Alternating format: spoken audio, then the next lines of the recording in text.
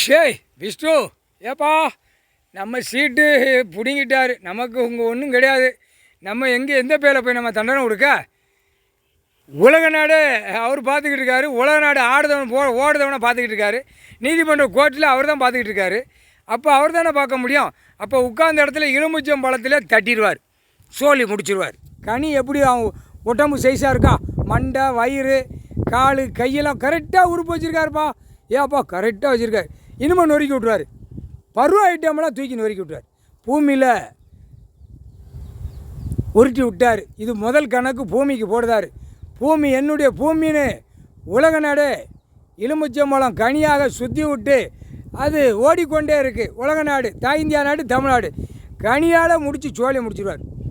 முக்கால் சத்தியம் எலுமிச்சம்பழம் கனியால் சோழி முடிச்சிடுவார். இப்போ பூமியில் உருட்டி விட்டாருப்பா எலுமிச்சம்பழத்தை. மந்திரவாதி தந்திரவாதிலாம் சோழி முடிஞ்சுவான். சீக்கிரமாக செத்து மடிஞ்சு போவான். இவனை சோழி முடிச்சிடும். பூமியாக சோழி முடிச்சிடும்.